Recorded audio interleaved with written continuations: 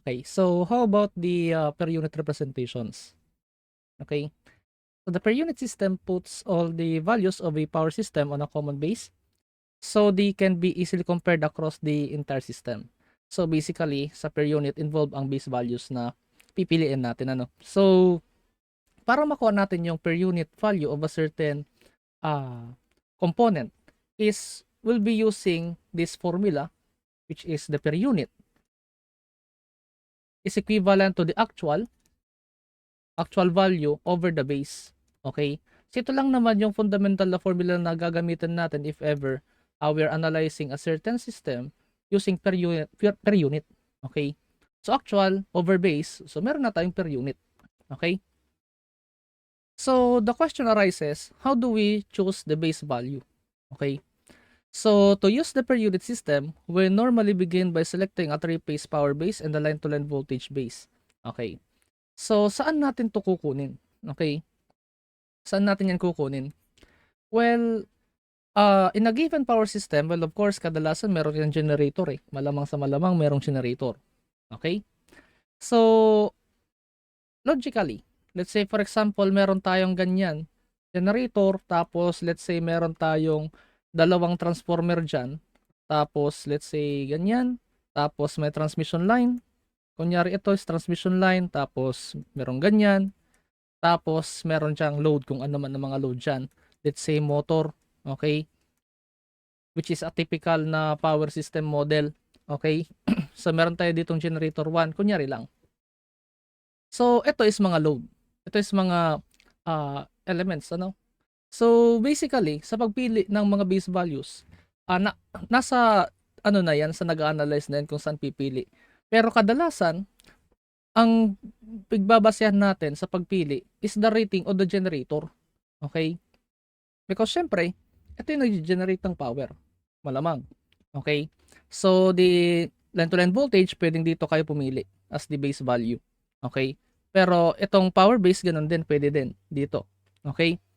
So, in the case of transformer, itong base voltage is pwedeng maiba. Kasi magkaiba ang voltage levels dito sa kada side ng transformer. So, let's say ito yung bus bar 1. So, ibang voltage level dito. Dito sa part na to, iba din. Okay? Dito is iba. So, dito is iba. And likewise dito sa mga buses. Okay? So, anyway, itong power base is kadalasang constant yan sa lahat ng parts ng system. Okay? So, sa power saka sa voltage is meron na tayo. How about the impedance? Paano natin yan kukumputin?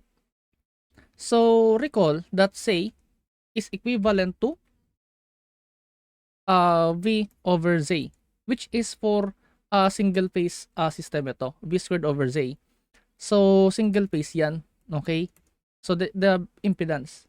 If ever man na we're looking for the the three phase, so ganito ang mangyayari.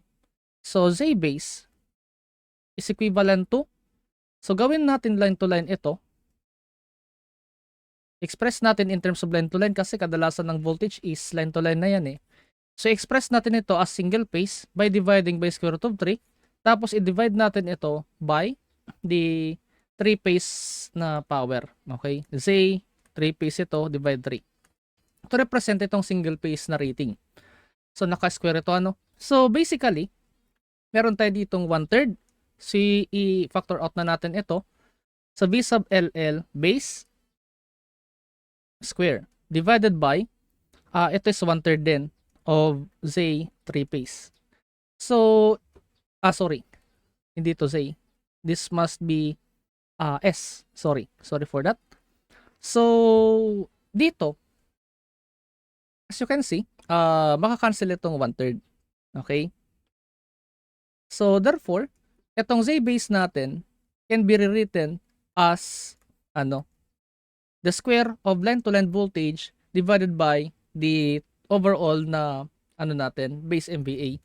So, therefore, Z base natin is equivalent to V sub LL base ito, base line to line.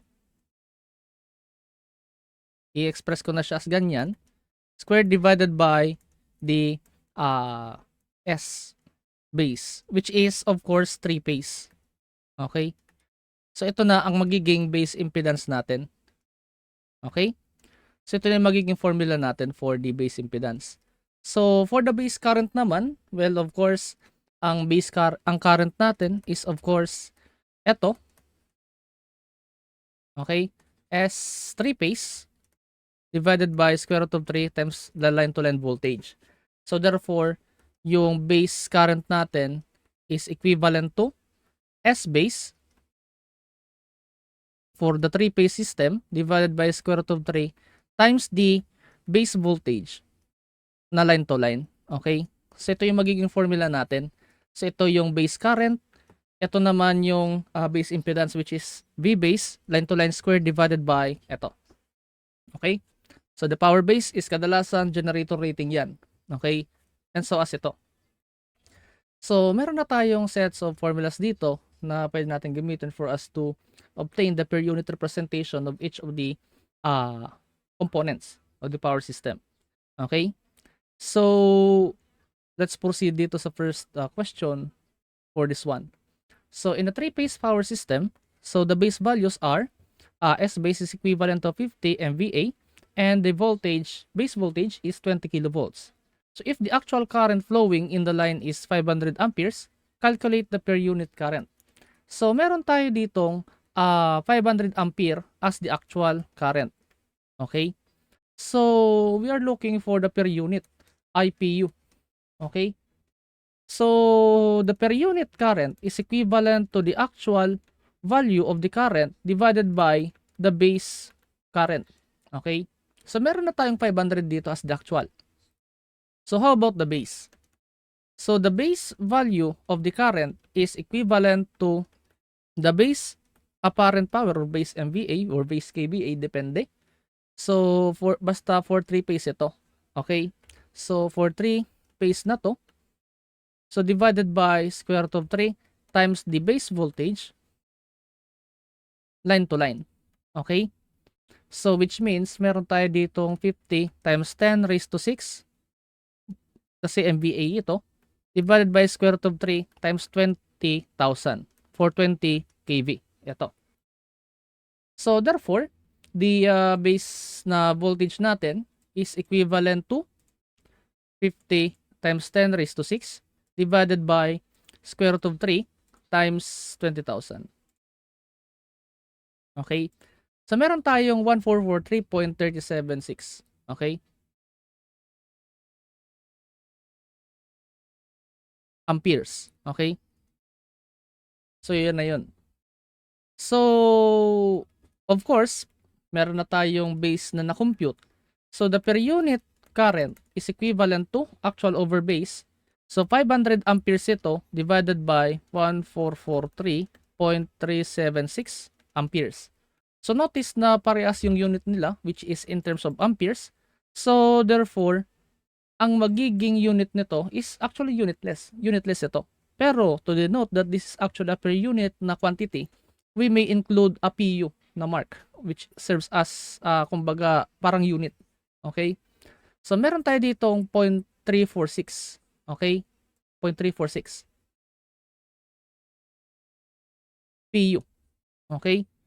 So, of course, ito na ang final answer natin in this question. Okay? So, ganun lang ang pagkuha ng per unit. So, next is ito. So, a single phase transformer is rated 10 kVA, 240 is to 120 volt. If the impedance of the transformer referred to the primary side is 0.5 plus J 1.2 ohms, calculate the per unit impedance using the transformer rating as the base. So, ito, ang ganitong problem, kadalasan, kumbaga, this tells us the procedure on how do we obtain the percent impedance of the transformer, which is one of the parameters indicated sa transformer nameplate. Sa nameplate rating ng transformer. Yung merong ganitong mark. Which is basically, pinag times 100 lang naman yung resulting per unit impedance. So, meron tayo ditong 10 kVA as the rating of the transformer that will serve as the base kVA. Okay? Base yan. So, ang hinahanap is the per unit impedance of the transformer. So, Z base is equivalent to ito, line to line. Okay, line to line ito. Okay, squared divided by S base for 3 phase. Which is, if ever we are dealing with single phase system, ganito lang naman. Okay, naderive naman na kasi natin na parehas lang naman tong dalawang to. So, S base, ito, for single phase. Okay, so parehas lang naman yan. So, dito, since single phase lang naman ito, we'll be using this one. Okay, so which means meron tayo ditong, ang S base natin is 10,000, of course. Pero, since primary side ang ina-analyze natin, ito ang gagamitin natin as the voltage, not the 120. So, the configuration of the transformer is assumed to be step down. Ito yung primary, ito yung secondary. So, therefore, ang V base natin na gagamitin is obviously yung 240 volts natin. Okay? So, yung Z actual is given as 0.5 plus J 1.2. Okay? So, kung babalik tayo dito, this is 240 squared divided by 10,000 na yan. So, therefore, 240 divided by, 240 squared divided by 10,000. So, meron tayo ditong 5.76 ohms as the base impedance. So, 5.76 ohms. Nagagamitin natin for us to obtain the ZPU. Okay? So, yung ZPU or per unit impedance referred to the primary side, even at the secondary side, ganun din eh. So, meron tayo ditong actual, Z actual, divided by Z base. Okay? Which is equivalent to 0.5 plus J 1.2 divided by 5.76. Which is, of course, equivalent na yan into 0.5 plus 1.2 I or J 1.2 divided by 5.76. Okay? So, we may express our answer in rectangular form para makita natin yung per unit reactance and so as the per unit resistance. Okay? Resistance sa reactance. So, meron tayo ditong 0.0868 plus J 0.208333. Okay? As the per unit impedance. Okay? So, meron tayo ditong 0.0868 plus J. Okay? JPU. So, 0.0868 plus J, 0.2083. PU yan. Okay? So, depending on the problem, sometimes hinihingi ito. Itong naka-polar form. And the magnitude of this one, pag tinimes nyo yan by 100, so meron na kayong percent impedance. Okay? Ito yun, yung sinasabi ko kaninang kadalasang in-indicate sa nameplate. Okay? So, ito, parang mag-contribute ito ng phase shift for the current sa secondary with respect to the primary. Okay?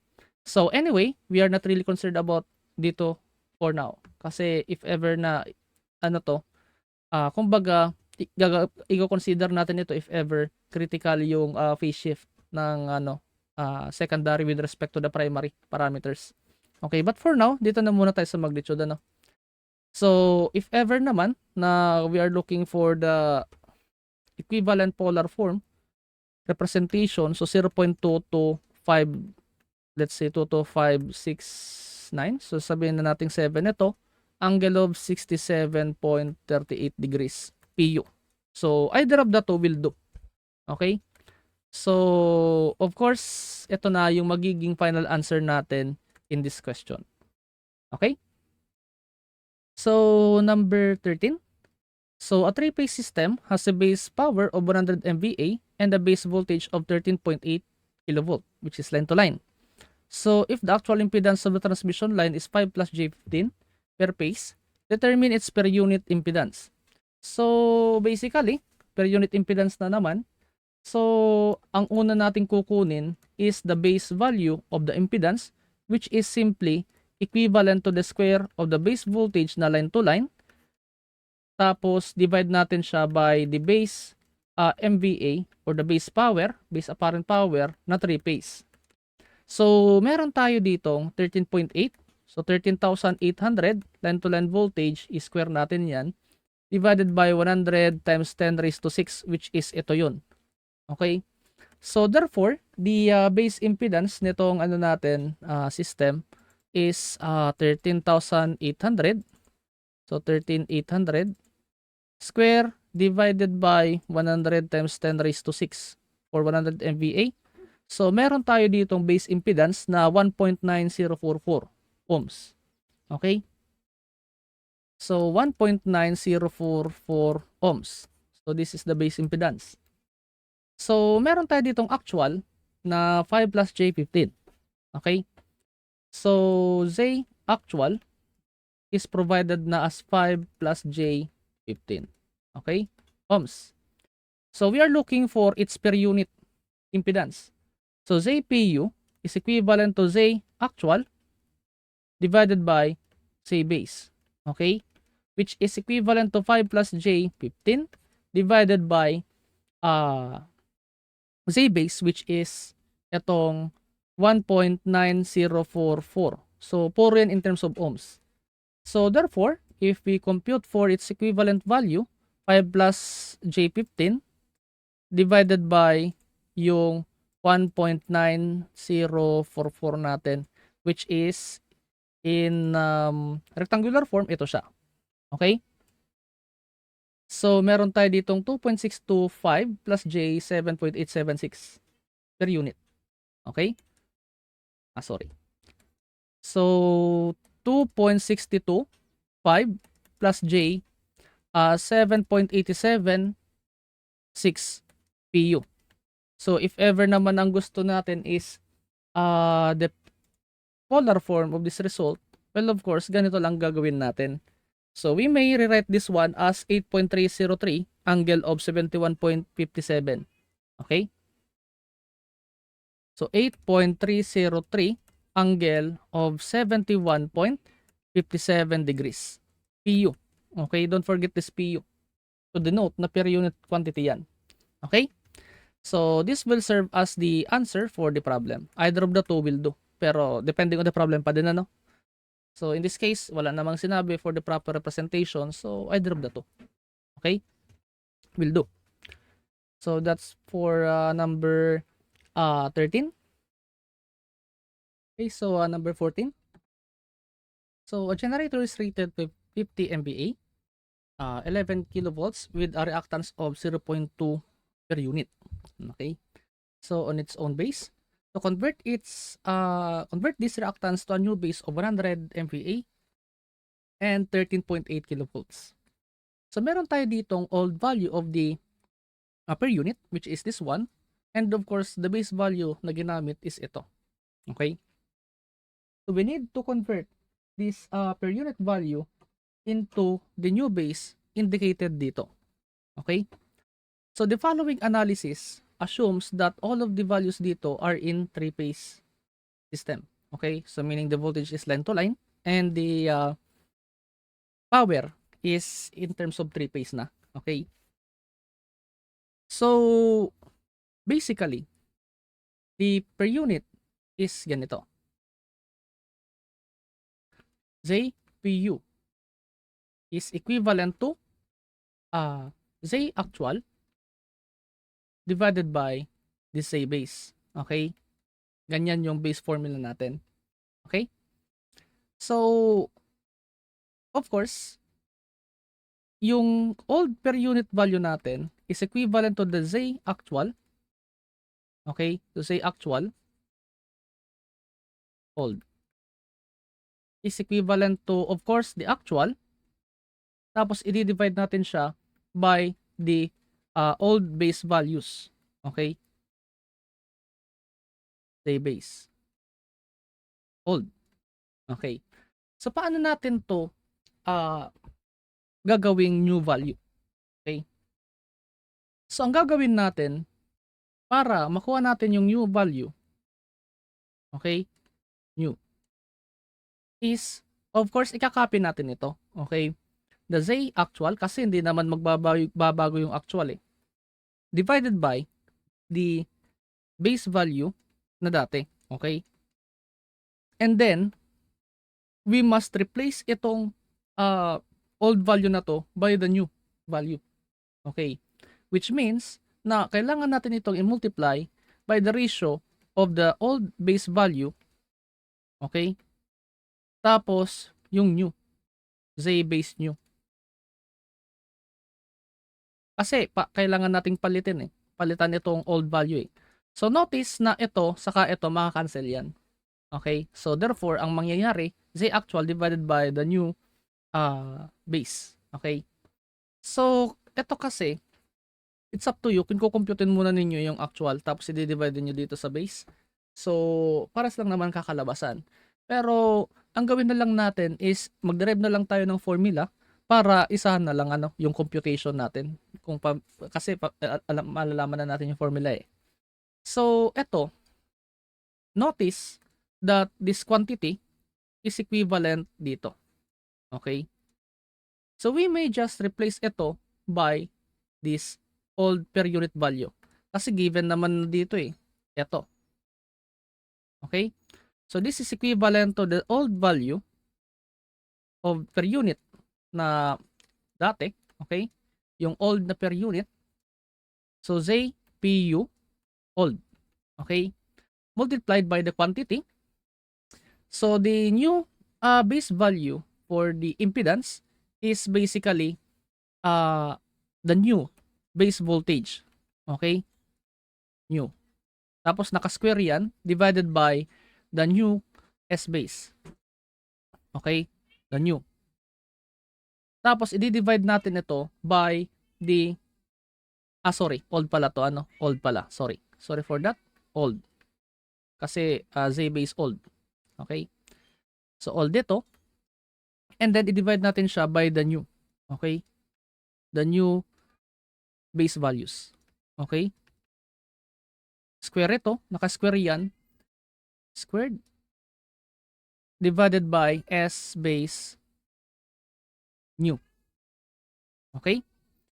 So if we simplify itong formula, this will be equivalent to ZPU na old. Okay? So multiplied by the quantities. So ito V base old divided by V base new. Para sa niya naka-square. So therefore, the first na ratio natin is ito. The old base voltage divided by the new base voltage. Okay? So naka-square ito kasi naka-square din ito. Multiplied by the quantity. So 1 over S old tapos 1 over new. So magiging ganito na yan. S base new na to divided by S base old. So notice that this formula, ang mga input values natin dito are the provided na data. Okay? So therefore, we can actually use this one to compute for the new per unit value of the impedance. Okay? So ito na ang formulang gagamitin natin. Okay? So just take the product of this one, the old per unit value, multiplied by this quantity na old base voltage divided by the new base voltage squared, tapos multiplied by this ratio of the new base MVA divided by the old base MVA. So therefore, ang magiging solution natin is of course ganito. So say PU na bago is equivalent to yung old value is itong 0.2 multiplied by the base voltage na old, which is ito yung mga old values natin eh. Okay? Ito yung old. Ito yung mga bago, 100 tapos 13.8. So therefore, the old base voltage is 11 kV divided by the new, which is this one. Ito yung new. So 13.8. So notice na I've excluded the thousands kasi maka-cancel lang naman yan eh. Okay? So multiplied by the ratio of new is to old base MVA. So in terms of MVA naman na to parehas, so I'll just copy the number na lang dyan. So 100 over 50. So the new MVA is ito, and the old is that one. So therefore, the new per unit na impedance dito is equivalent to 0.2 multiplied by the quantity 11 over 13.8 and naka-square ito times itong 100 over 50 which is basically ito lang naman yan. Okay. 50 which is ito. So basically, ito ang bago nating per unit impedance which is 0.2541.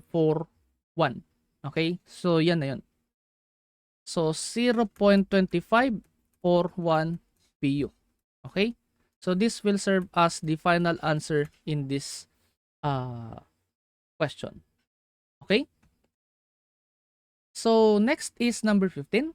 So a transformer has a rating of 25 MVA, 69 is to 13.8 kilovolts, and an impedance of 10% on its own base. So find the per unit impedance on a 100 base, keeping the same voltage base. So using the same formula na na-derive natin, so say PU new is equivalent to the old per unit value multiplied by this quantity na old base voltage, okay? Old divided by V base new, naka-square ito, times the old S value. New, I mean new. Okay? S base new over S base old. Okay? So, ito yung formulang na-derive natin. Okay? So, rating of 25, ito yung mga voltages. Impedance of 10%. So, meaning 0.1. 0.1 ang per unit natin dito. Okay? So, find the per unit impedance on a 10 MVA base. So, meaning this is the new base MVA. Okay? And obviously, ito yung old. Okay? So, since stated dito sa problem na same voltage siya, so therefore, itong ratio na to na naka-square, 1 lang yan. Kasi same voltage eh. So, we do not alter the voltage. So, therefore, ang magiging sagot natin dito, say PU, new, is equivalent to 0.1, which is itong per unit na old natin, multiplied by the quantity 1 squared. Kasi same voltage eh. Multiplied by S base new is to S base old. So, yung bago nating base MVA is ito. 100 divided by the old base MVA which is 25. So, 100 over 25 is basically 4. So, 4 times 1 squared is 4 din. So, 4 times 0.1 is 0.4. Okay? So, of course, ito na ang final answer natin in this question. Okay?